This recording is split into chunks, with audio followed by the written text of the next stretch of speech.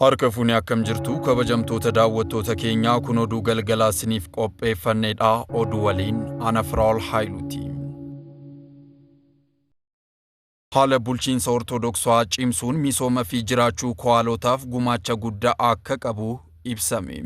Abbootii fi haadholii mana kosootaa kowaala biyya lallaba kaaba Gondar jalatti argaman dhimmoota garaa garaa irratti leenjii fudhachuu irratti argamu. Leenjicha irratti kowaalota 20 ol irraa abbootii fi haadholii mana kosoonni 55 ol ta'an hirmaataniiru. Bulchiinsa Ortodoksii baricha madaaluu misooma fi jiraachuu kowaalotaaf mata duree jedhuun leenjii kennamaa jiru irratti sirna adda ba'uu addunyaa yookiin minnaanee eegumsa amantaa bulchiinsa Ortodoksii fi misooma akkasumas sirna abbootaa mata dureewwan jedhan ka'anii jiru.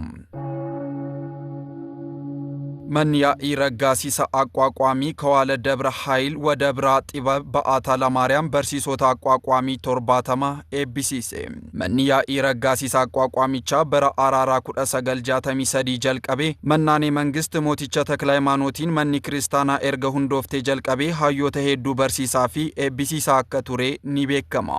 Manni yaa'icha barsiisota አቋቋሚ 70 kan eebbisiise yommuu ta'u barattoonni eebbifamtoonni barumsa አቋቋሚ isaanii raggaasifachuuf guutuu biyyatti irraa kan dhufan ta'uu isaanii ibsameera. Odeeffannoon kan kutaa miidiyaa waldaa qulqullootaa wiirtuu Gondariiti. Amantoota haaraa cuuphaman cimsuun akka barbaachisu eebbifamuun Abuna Garimaan yaadachiisan. Kutaa biyya lallaba Geediyoo Koree fi Burjiitti kiristaanota xixiqqoo yookaan addaabbii afuraa hin xumurree barnoota dhaabbatoo cuuphaa duraa baratan 149 keessaa dhiira 78 fi dubartoota 63 walumaa galatti 132 mucummaa Sillaasee argataniiru. Guyyichatti kan argaman dureen Phaaphaasii kutaa biyya lallabichaa Abuna Garimaan amantoota haaraa cuuphaman cimsuun akka barbaachisu hubachiisaniiru. Odeeffannoon kan miidiyaa kutaa biyya lallabichaati.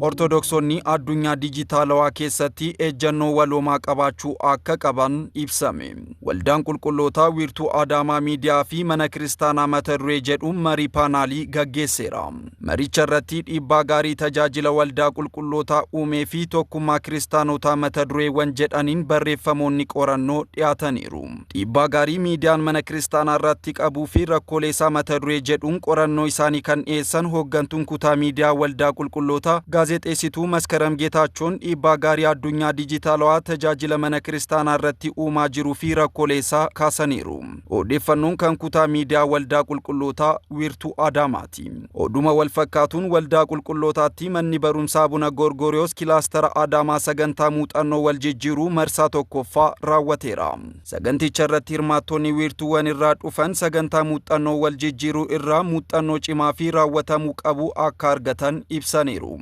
Manneen barnootaa gara dhiibbaa gaarii hawaasa irratti uumuutti akka ce'an hojjechuuf walii galanii karoora waloomaa hojiitti hiikaman baasuun isaanii ibsameera.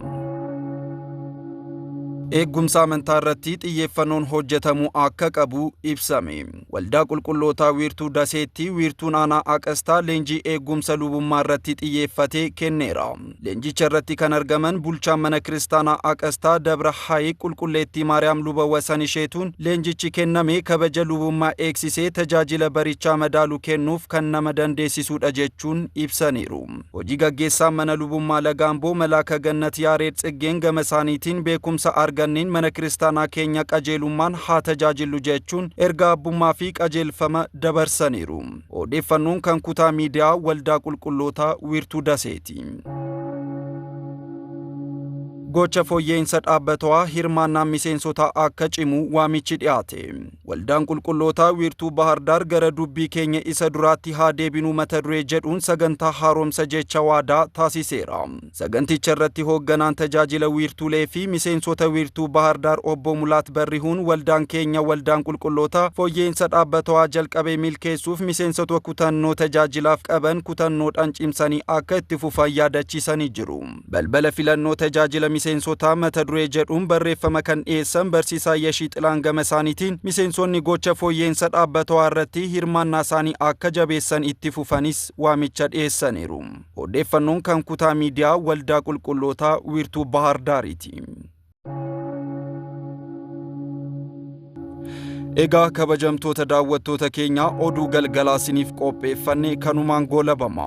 Qophiilee televezyiinii waldaa qulqullootaa hafan waliin turtii gaarii.